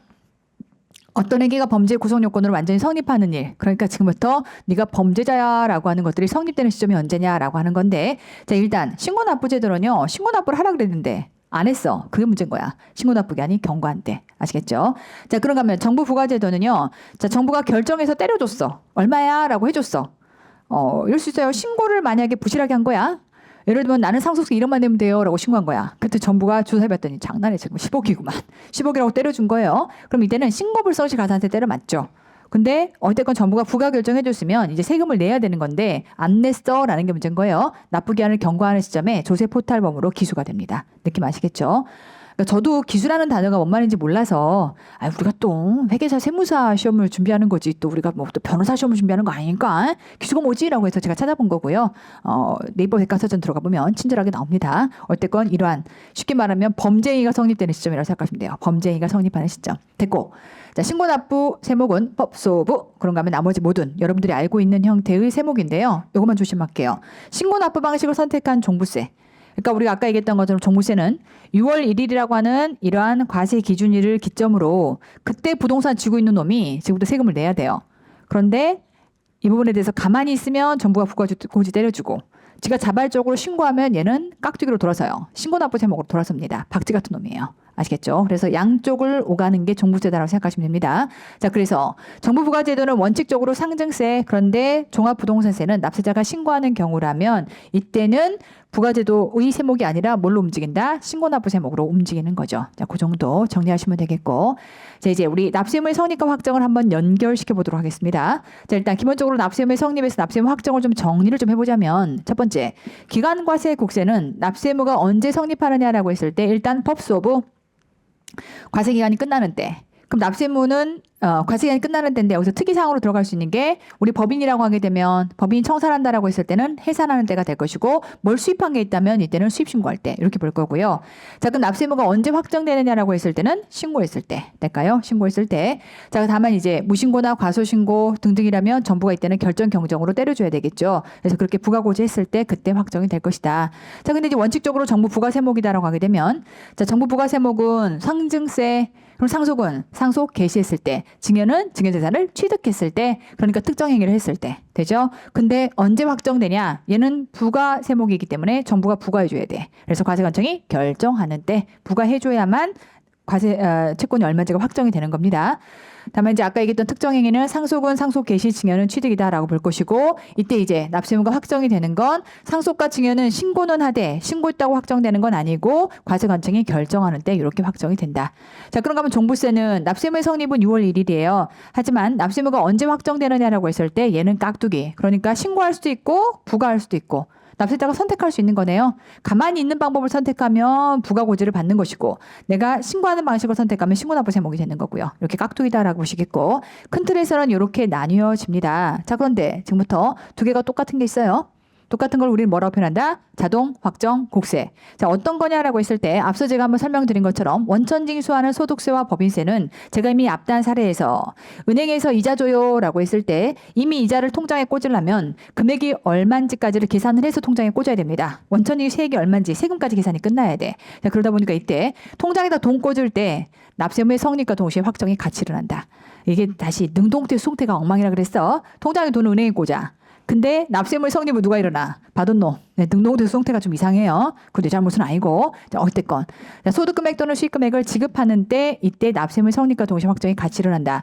납세조합이 징수하는 소득세도 마찬가지예요. 납세조합이 다음 달 10일까지 마치 원천징수처럼 다음 달 10일까지 전부 다 과세관청에 내게끔 돼 있거든요. 그럼 얼마 내야 되는지를 이런 거죠. 여기 원천징수는 국내 근로자. 쉽게 말하면. 여기 납세조합이 징수하는 거는 이거는 국외 근로자. 외국법인에서 일하는 애들. 이렇게 생각하시면 되는데 어쨌건 이 경우도 과표가 되는 금액이 발생한 달에 말일이 되면 납세의무는 무조건 일단 성립이 된다라고 이해하시고 그랬을 때 금액이 얼마인지까지가 전부 다 확정이 된다라고 해서 물론 그럼 지급하는 때라고 봐야 되는 거 아니야 라고 하는 거하고는 조금 어폐가 있긴 해요. 얘는 매달 말일을 기준으로 계산을 해서 다음 달 10일까지 내는 구조인 거니까 안 내도 납세의무를 쏘니까 동시에 확정이 되는 거죠. 통장에 안 꽂아도. 내가 그만큼 해당하는 금액을 벌었다라고 보는 거니까. 느낌 아시겠죠? 왜냐하면 원천징수는 주는 자가 얘를 떼고 주는 거고요. 얘는 지금 주는 자가 하는 게 아니야. 납세조합이 돈을 주는 건 아니잖아요. 클리어? 원천징수하는 소득세와 법인세는 사장님이 돈 떼고 주는 거야. 근데 납세조합이 돈을 떼고 주는 게 아니네? 납세조합이 주는 게 아니라 납세조합한테 시킨 거잖아, 지금. 그러면 결국 번 거는 내가 100을 벌었는데 납세조합이 그 100을 가지고 숫자를 계산해 봤더니 20은 세금으로 내야 될 것 같아. 그러면 이제 100을 번 놈한테 말하는 거죠. 20 내야 돼요. 네, 영수증 여기 있거든요. 갖다 내세요. 이렇게 할 거거든요. 그래서 납세조합이 갖다 징수해 내줄 거거든요. 그러니 기본적으로 얘는 쉽게 말하면 통장에 꽂을 때는 그냥 외국법인이 100을 꽂아. 그러니까 얘랑 같이 움직일 수가 없는 거지. 대신 그달 말일이 돼버리면 금액 계산은 끝나니까 납세의무 성립과 동시에 확정이 같이 일어난다. 되죠? 한 땀 한 땀 공을 들여야 머리 오래 남지. 그리고 또 앞자도 다 따져요. 이거 하고 끝나지 않아. 간다. 법인세 중간회납. 다만 이제 법인세 중간회납은 이렇게 보셔야죠. 우리 법수어부 중에서 법인세의 경우는 무조건 신고납부 방식이에요. 신고하게 돼 있어. 중간회납도 신고하게끔 돼 있죠. 자, 우리 소득세 해당하는 경우는 가만히 있어 부가고지 해줄게. 그 다음에 부가가치세의 경우는 법인이라면 신고하고 개인이나 영세법인이라고 하게 되면 부가고지 받고 이 구조인데 일단 우리 법인세라면 원칙적으로 지가 신고를 해야 돼. 근데 신고 안 하면 조사 들어오지 뭘. 그래서 결정된 거 빼고 근데 그냥 지가 신고를 해야 되는 경우라면 자 이렇게 돌아볼게요. 우리가 신고하는 방식이 두 가지가 있죠. 작년껏 반띵 낼래? 아니면 6개월 가결산 할래? 자 질문 들어갑니다. 너 같으면 뭐 하겠니? 작년껏 반띵 내줘. 뭘 또 6개월 가결사라고 앉아있어. 그럴 시간 열심히 돈 벌어가지고 조금이라도 수익을 창출하지. 세법은 두 가지 방식을 허용을 해놨으나 기본적으로 대부분 돌아가는 시스템은 작년껏 반띵으로 그냥 러프하게 갑니다. 어차피 그게 확정세금도 아니잖아요. 느낌 아시겠죠? 그러니까 대부분이 작년 내가 100을 벌었으면 법인세 중간회납은 얄짤없이 50이야. 큰 이견 없어요. 느낌 아시겠죠? 그러니까 그 기간이 딱 되는 순간 과세 기간이 끝나는 순간 얼마인지까지가 다 결정이 된다라고 보는 거죠. 내가 그랬다는 건 아니고 세법 관점에서 그렇다는 거야. 그래서 거의 대부분이 작년껏 반띵을 낼 거니까라고 바라보는 것이고 그럼 여기 법인세 중간회납만 들어오고 소득세 중간회납이나 부가세 왜 안 들어와요? 아 걔네는 때려 맞는 애들이잖아요. 부가 결정받는 애들이기 때문에 여기에 들어올 수 없는 거고 얘는 자발적으로 신고를 하는 상황인 건데 신고한다라고 했을 때에도 과세기간이 끝나는 순간 작년껏 반띵을 신고할 거기 때문에 대부분이 신고할 거기 때문에 중간회납기간이 끝나는 순간 성립과 동시 확정이 같이 일어난다. 이렇게 보는 거죠. 인지세, 나 소송 10억 할래, 50억 할래 각각 금액 달라요. 과세문건 작성하는 순간 성립과 동시 확정이 같이 일어납니다. 납부지용 가산세 및 원천징수 납부지용에 해당하는 이러한 가산세다라고 하게 되면 하루에 숨만 쉬어도 만분의 2점이가 들어붙습니다. 느낌 아시겠죠? 그러면 하루에 숨만 쉬어도 만분의 2점이라고 하는 건 이미 금액이 딱딱딱 정해지는 거예요. 내야 돼 얼마, 내야 돼 얼마, 내야 돼 얼마. 느낌 아시겠죠? 자, 그래서 자, 크게는 5가지고요. 갑니다. 원천납세 법중인 가산세. 네요. 처음은 좀 부담스럽지만 자주 입으로 등장하다 보면 할만합니다. 원천납세 법중인 가산세. 뭐 하고 있는 중인 가산세인 거예요. 원천납세 법중인 가산세. 집에 가면서 복창 5번 하시면 여러분 것이 됩니다. 뒤에 가서 문제도 많이 풀 거고요. 원천납세 법중인 가산세. 이때 자동 확정 국세다. 자 이제 확정 시기에 해당하는 것들을 디테일하게 앞에 내용 정리 다 했으니까 디테일하게 한번 좀 정리를 해보자면 갑니다. 법인세. 자 기본적으로 신고 납부 세목입니다. 신고했을 때 납세금 확정될 거고요. 원천징수세액 자동 확정 국세입니다. 수익금액을 지급할 때 자동으로 확정될 거고요. 중간회납 법인세 우리 아까 원천납세 법중인 가산세다라고 했으니까 중간회납하는 법인세라면 중간회납 기간이 끝나는 때 납세물 서운익과 동시 확정이 같이 일어납니다. 다만 조사 결정하는 경우라면 부가고지를 때려 맞을 거니까 이때는 과세 기간이 끝나는 때 성립하고 부가고지 때려 맞았을 때 납세물 확정이 되겠죠. 얘는 달리 봐야 되는 것이고 자 소득세 갑니다. 원칙은 마찬가지로 신고납부 세목이기 때문에 신고했을 때 자 근데 원천 징수하는 소득세다라고 하게 되면 아까 원천 징수하는 법소 둘 다 자동확정국세입니다. 수익금액을 지급할 때 소득금액을 지급할 때 납세조합이 징수하는 소득세 아까 마찬가지예요. 그달 말일이 되면 납세조합이 얼마라고 알려줘. 그래서 성립과 동시 확정이 같이 일어나요. 그래서 금액이 발생한 달에 말일 자동확정국세다라고 하는 것이고 예정신고 납부하는 소득세다라고 하게 되면 이거 조심하셔야 돼요. 우리 앞단에서 예정신고 납부하는 소득세는 우리 누구야? 아까 양도소득세 했잖아. 그래서 양도소득세의 경우라면 이때 과세 기간 쉽게 말하면 그달 말일로부터 2달 안에 예정신고 납부하세요라고 했으니까 그달 말일이 되면 납세문을 성립하고 그리고 나면 얘 뭐 해야 돼? 신고 납부해야 돼. 신고하는 순간 그렇죠. 신고하는 순간 납세무가 확정되고 납부하면 소멸되고 할까요?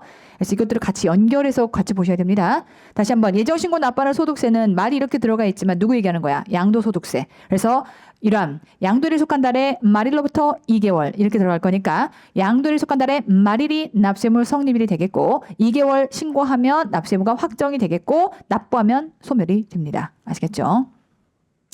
부가치세 갑니다. 마찬가지로 신고납부 세목입니다. 신고할 때 자 그런데 예정신고 예정부가 기간에 해당하는 부가가치세라면 자 일단 잘 가볼게요. 자 우리 부가가치세의 예정신고 예정부가 과세기간이 끝나는 때 납세무 성립. 납세무 성립. 얘는 자동 아니야. 자동은 아까 원천납세 법중인 가산세니까 법인세 중간에만 들어가. 그럼 얘는 과세기간이 끝나면 일단 납세무 성립. 자, 그러고 나면 예정 신고를 할 수도 있고 부과를 할 수도 있는 거네. 신고면 신고할 때 납세무 확정. 부과면 부과고지 받았을 때 확정. 될까요? 여기 가는 겁니다. 갑니다. 자, 과표세액을 신고했을 때 확정 또는 결정 부과 처분했을 때 확정. 당연한 거지. 그러니까 지금 자동으로 들어가는 거는 법인세 중간에 납만. 느낌 아시겠죠? 법인세 중간에 납만. 자, 상속세 한번 잘 생각해보자. 이제 외워야 되니까. 우리 상속세는 아까 뭐라고 했어요? 상속이 개시되는 때 납세무가 성립돼. 너 그러니까 얄짤없이 상속세 내야 된다? 라고 할 건데, 자, 그럼 이제 얘는 내가 신고는 해. 근데 신고했다고 확정돼? 안 돼? 안 돼. 그럼 언제? 부과고지 받을 때. 될까요? 결정서가 도달했을 때. 자, 증여세 마찬가지예요. 증여가 개시됐을 때거든요. 증여 재산을 취득했을 때거든요. 증여 재산을 취득할 때 납세무가 성립하면 이 부분에 대해서 신고는 해. 근데 정부가 부과고지 때려줘. 아시겠죠? 이렇게 움직일 거고. 갑니다. 개소세, 주세, 교회환 해당하는 내용들은 우리 아까 언제?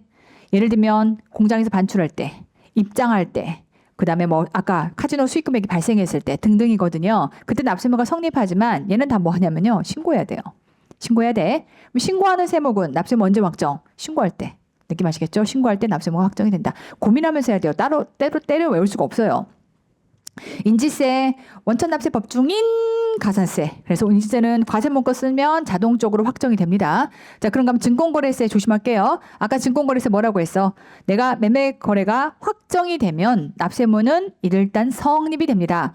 근데 확정됐다고 대금이 결제가 돼? 안 돼? 안 돼. 이익 영업일에 결제가 돼. 그러면 그러한 내용들을 결제할 때 증권 예탁원이 증권거래세 다 떼고 나머지만 매매거래를 주는 거야. 그럼 증권예탁원이 그거 다 걷어놨다가 얘가 납세무자예요. 해서 그달 말일을 기점으로 해서 다음 달 10일까지 마치 원천이익처럼 매달 기준으로 해서 다음 달 10일까지를 증권거래세를 내게끔 돼 있어요. 느낌 아시겠죠? 그럼 뭐 하면 되는 거야? 신고하면 되는 거예요. 신고납부 세목입니다. 신고할 때 납세무 확정이 되고 내면 소멸되고 이렇게 갈 거예요.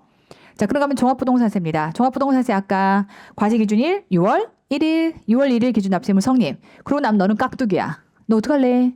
나 그냥 부과 받을래. 가만히 있으면 돼. 그럼 정부가 부과고지 해줄 때 확정이 될 것이고 그때 내가 신고를 하겠대. 그럼 그때는 신고 납부했을 때 이때 확정이 될 것이고. 아시겠죠? 자, 교육세예요. 교육세라면 교육세도 아까 얘기했던 것처럼 기본적으로는 납세 의무자가 과표와 세액에 대한 것들을 신고한다라고 했을 때 이때 신고했을 때 정부에 신고했을 때 납세무가 확정이 됩니다. 그러니까 우리가 교육세 아까 우리 두 개가 있었네. 일반적인 예를 들면 주세나 교회안에 불러있는 그런 개별 소비세, 주세, 교회안에 들러붙는 교육세가 있었고 금융보험업자의 수익금액에 들러붙는 교육세가 있었죠. 근데 들러붙는 부가세 성격이었던 거는 본세와 납세무가 성립할 때 이때 성립은 되고 그 본세를 신고하면 그때 확정이 같이 일어나. 느낌 아시겠죠? 근데 지금 금융보험업자의 수익금액에 들러붙는 건 이 자체로 기간과세 국세이기 때문에 과세기간이 끝나는 때 납세무가 성립이 되고 그럼 또 신고해야 돼. 그럼 신고할 때 확정이 되고 그러니까 교육세는 확정은 다 같이 신고할 때라고 얘기하는 거죠. 저놈이나 이놈이나 둘 다 신고를 해야 되거든요. 구조 아시겠어요? 오케이. 생각하면서 외웁니다. 생각하면서 외우긴 외워야 되는데 무식하게 외우는 것보다 얘가 낫거든. 갑니다. 납부전 가산세 및 원천이익 소득 납부전 가산세가 언제 확정이 되냐라고 하게 되면 이때는 하루마다 경과할 때 자동 확정으로 성립과 동시에 확정이 같이 일어난다라고 하는 거고요. 나머지 수시부가에서 징수하는 건 수시부가 사유가 발생했을 때 야, 네가 딱 조세포 딸내기를 하고 앉아있네. 그러니까 너는 할 수 없이 수시부가 돼야 되는 거야. 해서 수시부가 사유가 발생했을 때 납세무가 성립이 되고 그러면 이제 쳐들어와서 세무조사 한 다음에 꽝 때려줘요. 그럼 정부가 부과 결정해줬을 때 납세무는 확정이 되는 겁니다. 구조 아시겠죠? 그래서 정부가 부과 결정할 때 납세무는 확정이 된다. 될까요? 항상 정부의 부과고지라고 하는 것의 기본적인 건 도달시. 되죠? 도달주의를 베이스로 깔고 있다. 자, 자동확정 국제는 앞서 얘기했던 것처럼 원천 납세 법중인 가산세 되죠? 그래서 이렇게 외워가시면 되겠고 자 이제 다음 단계로 우리 이제 납세 의무의 확정된 납세 의무의 변경 파트를 보실 텐데 이제 이게요 이런 거죠. 수정 신고가 뭔지 경정 청구가 뭔지 경정 결정이 뭔지에 대한 개념을 정확하게 이해하지 않으면 이 말이 뭔 말인지 완전 넘사벽이 돼요. 그래서 일단 그 내용을 먼저 한번 정리를 좀 해보고 간단하게 정리하고 어차피 6단원에서 배우긴 하는데 정리해보자면 누가 누구에게 어떻게라고 하는 걸로 한번 구분을 해보도록 할게요. 자 일단 수정 신고는 누가 하는 거예요? 납세자가. 누구에게? 과세관청한테. 어떻게 하는 거죠? 나 세금 덜 냈어. 더 낼게. 과소납부 세액에 대해서 지금부터 신고하는 겁니다. 그럼으로써 추가로 지금부터 세금을 내겠다는 거고, 자, 경정의 청구와 경정의 결정은 다르죠. 경정의 청구라고 하는 건 돌리도라고 하는 거예요. 나 좀 어떻게 해줘라고 하는 청구라는 건 납세자가 과세관청에게, 될까요? 납세자가 과세관청에게 과다납부 세액에 대해서 지금부터 돌려달라고 환금 요청하는 겁니다. 아주 쉽게 얘기하면. 자, 그럼 이제 지금 나눠서 지금부터 결정 경정은요, 과세관청이 납세자에게 하는 거예요. 그래서 이 두 개를 좀 정확하게 구분하셔야 됩니다. 용어 자체를. 그랬을 때, 자, 경정 결정은 두 가지가 있어요. 지금 과손대 얘를 증액하는 거가 있고, 너무 많이 걷어내서 얘를 감액해주는 그러한 결정일 수 있어서 증액 경정 결정, 감액 경정 결정이라는 두 가지가 있을 수 있다. 하여 납세자가 나 돌리도라고 하는 걸 청구하면 납세자가 뭘 요구하는 거냐면, 설마 아니 생각해봐요. 납세자가 세금 너무 적게 냈어. 나 더 내고 싶어. 더 내게끔 판단해 주세요. 이런 일은 없어. 있을 수 없는 거예요. 그러니까 납세자가 뭘 요구하는 거냐면 얘를 요구하는 거예요. 얘를 요구하면 과세관청이 합당하게 요구할 대상이 됐을 때 적어도 네가 신고를 했어야 되거든요. 신고라고 하는 의무를 다했다면 들여다보고 지금부터 그 부분에 대해서 감액 결정을 해주는 겁니다. 감액 경정을 해준다라고 보시면 돼요. 아시겠죠? 자, 이 틀을 베이스로 해서 지금부터 세금에 대한 확정력도 같이 연결을 한번 정리를 해보자면 갑니다.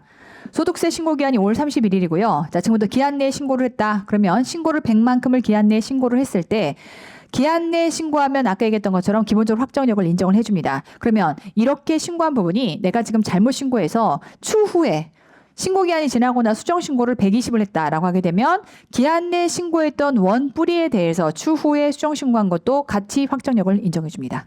느낌 아시겠죠? 자, 그런가 하면 이번에는 기한 후 신고예요. 기한 후 신고는요. 자, 내가 소득세 신고기한을 지나서 신고했어요. 그럼 이 자체도 확정력이 없고 그것에 대한 수정신고도 확정력이 없습니다. 그러니까 적어도 기한 내에 네가 신고를 했어야만 내가 확정력을 인정해준다라고 세법은 규정되어 있고, 자, 지금부터 경정청구 들어갑니다. 경정청구는 내 세금 돌리도라고 하는 거를 청구, 납세자가 과세관청한테 청구하는 건데, 이때 자, 신고 100을 했어요. 100을 했는데, 자, 여기에 대해서 확정력이 있는 거죠. 일단 기한 내에 신고를 한 거니까. 근데 오라? 다시 계산해봤더니 80이야. 20은 돌려받아야 돼 라고 해서 경정 청구를 하게 됩니다. 나는 지금 80이어야 돼 라고 하는 순간 내가 청구했다라고 해서 확정력을 갖는 건 아니에요. 청구했다고 확정력은 아니고 얘는 확정력이 없고, 그러면 이제 청구를 들여다보고 나서 청구한 날로부터 2개월 이내에 과세관청은 통지를 해주게끔 돼 있습니다. 네 말이 맞아, 네 말이 틀려라는 통지를 해주게끔 돼 있어요. 기간을 짧게 가져가. 왜? 네 말이 틀리라고 하는 순간 아닌데 80 맞는데 라고 하면서 뭐 할 수 있냐면 불복 청구 들어갈 수 있어요. 그렇기 때문에 딱딱 기간들이 정해져 있고 앞단은 좀 짧게 2개월로 들어가 있는 상태인 거고요. 자, 어쨌건 이렇게 통지를 해주게 되면 그 통지 자체가 부가처분 같은 성격이라서 이 경우 이때 확정력을 갖습니다. 그래서 우리 경정청구는 경정청구 자체로는 확정력이 없고 추후에 과세관청이 들여다본 다음에 2개월 이내에 여기에 대해서 통지를 해줬을 때 확정력을 갖는다라고 이해하시면 되겠고, 얘를 베이스로 해야 지금부터 권리의무 관계를 얘기할 수 있어요. 자, 지금부터 가볼게요. 자, 수정신고예요. 자, 수정신고를 하면, 자, 12월 31일자로 소득세 납세의무가 성립이 됐을 때 납세자가, 자, 신고기한 내에 100만큼을 지금부터 신고했어요. 소득세 신고기한을 신고를 했어. 아, 그럼 확정력이 있는 거네. 되죠? 확정력을 가졌습니다. 그런데 신고를 하고 납부를 안 했어. 그럴 수 있죠? 신고를 하고 납부를 안 한 거예요. 100을 안 했다고 그냥 가정해 볼게요. 자, 고지 한 방, 독촉 한 방. 자, 다음 단계 나 뭐 들어가죠? 압류 들어가야 될 판이야. 그런데 얘가 또 재발이 저려서 지금부터 수정신고합니다. 100 아니고 120이야. 세금도 안 내는 놈이 계속 신고라고 앉아 있어요. 왜냐면 얘가 세법을 잘못 이해한 거야. 곧 압류 들어올 판이니까, 야, 그러면 100 아니고 120이라고 신고하자. 그러면 얘가 새로운 채권이 되는 거니까 압류 안 들어오는 거 아니야? 라고 세법을 잘못 이해한 거죠. 세법이 독자 같은 세법인데 이렇게 해서 수정신고를 한다 하더라도 결국 이제 원리로만 따지면 우리는 납부를 했던 안 했던 간에 확정력은 신고 기한 안에 신고만 했다면 확정력을 인정을 해주고요. 그 다음에 그 원뿌리가 확정력을 인정받는 그러한 신고였다면 추후의 수정신고도 확정력을 인정을 해줍니다. 그러니까 추후에 120을 신고한 것도 이것도 증액해서 확정이 인정이 돼요.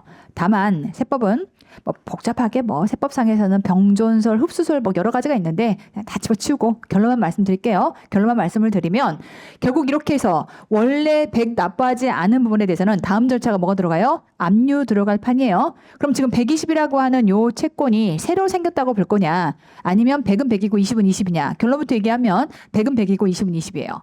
그래서 이때 100 부분에 대해서는 그 담당에 뭘 들어가는 거예요? 압류가 들어갑니다.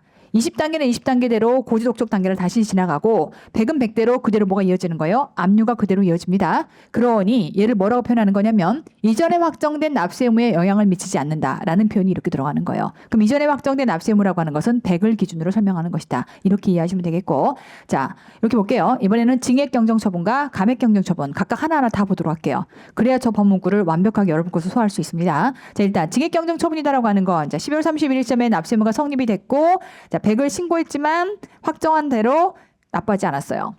고지 한 방, 독촉 한 방. 뭐 들어가야 돼? 압류. 자 그런데 이때 징액경정처분이라고 하는 건 수정신고는 본인이 신고기한 내에 신고했다가 나중에 또 수정신고하면 확정력을 갖지만 징액경정처분이나 감액경정처분은요. 누가 해준 거냐면 과세관청이 하는 거예요. 그러니까 이때 이후에 과세관청이 만약에 120이다라고 해서 징액결정을 하게 되면 결국은 얘는 경정결정을 한 거거든요. 고쳐준 거야. 징액경정을 한 거예요. 100 아니고 120이야. 라고 얘기한 거예요. 그럼 이거를 새로운 과세채권 120으로 볼 거냐? 100은 100이고 20으로 볼 거냐?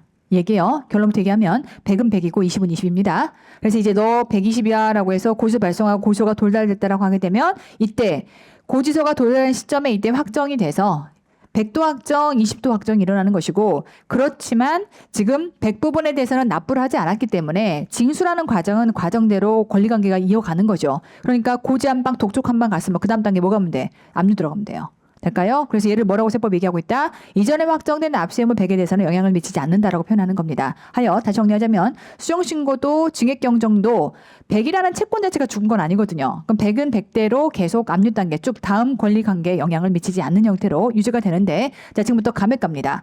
이번에는 납부고지 한 방, 독촉 한 방, 그럼 이제 100에 대해서 압류. 그런데 정부가 감액 결정을 해준 거예요. 물론 요구하지 않으면 과세관청이 들여다보고 아유 이거 줄여줘야 되겠네. 거의 뭐 있을 수 없는 일이야. 간혹 있긴 해요. 간혹 미쳤나 봐 이러면서 있긴 해요. 근데 대부분의 경우는 납세자가 요구를 했겠죠. 아마 여기서 경정 청구를 했을 겁니다. 청구했고 거기에 따라서 실질적으로 80으로 결정이 났어요. 자 그럼 지금부터 볼게요. 이렇게 해서 경정 결정이 떨어졌다면 마찬가지로 요것도 이렇게 고지서 발동돼서 고지서가 도달하면 확정이 일어날 텐데 세법은 이렇게 보는 겁니다. 아 그러면 100 중에 80은 살아있는 거네? 20은 죽었고. 느낌 아시겠어요? 80은 살아있고 20은 죽었어요. 그래서 이때 그럼 80은 계속 유지돼서 가야 되는 거니까 나머지 80 부분에 대해서는 압류가 진행될 수 있습니다. 그래서 얘를 법문은 뭐라고 표현하는 거냐면 감소되는 세액, 외의세액. 클리어? 오케이. 감소되는 세액, 외의세액에 관한 권리 의무 관계는 영향을 미치지 않는다라고 보는 겁니다. 구조 아시겠죠? 자, 그래서 당초 신고세액이 100이고요. 감액 결정으로 확정된 세액 80, 그리고 감액 경정으로 감소된 세액 20 있다라고 했을 때 지금 여기서 얘기하는 감소되는 세액, 외의세액은 80을 얘기하는 것이고 이 80에 대해서는 권리무관 영향을 미치지 않을 거기 때문에 그 다음 단계가 압류라면 압류 들어가는 겁니다. 여기까지 클리어? 오케이. 자, 그렇게 해서 자, 그 내용을 베이스로 지금부터 정리를 해보도록 할게요. 갑니다. 네, 증액해서 확정한다. 수정신고의 경우는 증액해서 확정한 효력이 있을 텐데 보시면 신고납부 세목인 국세의 수정신고 가로 빼고 벗길 때 가로 빼고 볼게요. 신고납부 세목인 국세의 수정신고는 당초 신고에 따라 확정된 과표와 세액을 증액해서 확정하는 효력을 갖는다. 근데 수정신고라고 다 되는 건 아니고 뭐만 돼? 기한 내에 신고했던 분에 대한 수정신고는 가능하고 기한 후 신고했던 것은 안 되는 거지. 가로 갈게요. 과표 신고서를 법정 신고 기한까지 제출한 자의 수정신고로 한정한다. 오케이. 한정하지 않는다가 오답이지. 그래서 기한 후 신고분에 대한 수정신고는 안 되는 거예요. 기한 내 신고분에 대한 수정신고만 인정이 된다라고 보시겠고, 자 갑니다. 권리무관계 아까 얘기했던 거. 자, 당초 신고에 따라 확정된 세액에 대해서 국기법 세법이 정하는 권리무관계에 영향을 미치지 않는다. 100은 100대로 압류 들어간다. 이렇게 이해하시면 되겠고. 그래서 앞으로 문제가 나오면 머릿속에서 제가 했던 사례 생각하시면 돼요. 100은 압류 들어간다 생각하시면 돼요. 될까요? 오케이. 자, 기한 후 신고에 대한 효력이다라고 했을 때는 해당 국세의 납세물을 확정한 효력이 전혀 없다. 되죠? 그래서 본세도 없고 수정신고도 없는 거고. 오케이. 자, 경정 갑니다. 경정은 증액경정이 있고 감액경정이 있어요. 자, 증액경정은 세법에 따라 당초 확정된 세액을 증가시키는 경정은 당초 확정된 세액에 관한 국기법, 세법에 정하는 간다. 권리무관계 영향을 미치지 않는다. 그러니까 100은 압류 들어간다. 오케이. 자, 그런가 감액경정에 해당하는 거. 이거 긴장해야죠. 세법에 따라 당초 확정된 세액을 감소시키는 경정은 그러면 100이었던 게 80으로 바뀌는 거네. 그랬을 때 감소되는 세액, 외의세액에 관한 감소되는 세액, 외의세액에 관한 자 국기법 세법이 정하는 권리무관계 영향을 미치지 않는다라고 돼야 되니까 오답이 뭘까요? 감소되는 세액에 관한이 오답이 되겠죠. 어떤 게 오답할 수 있는지를, 왜냐면 여기서 중요한 포인트는 80은 영향을 안 받아. 근데 20은 죽었어. 이렇게 보는 거니까 80에 대한 내용을 물어야 맞는 거죠. 그래서 감소되는 세액은 권리무각에 영향을 미치지 않는다라고 하면 X예요. 20은 죽고 없어. 걔는 소멸되고 없어지는 거야. 구조 아시겠죠? 오케이. 자, 이렇게 해서 확정된 납세 의무의 변경에 해당하는 내용까지 보셨고요. 잠깐 끊어가도록 할게요. 여기까지 보시고 잠깐 쉬었다가 납세 의무 소멸 이어갑니다.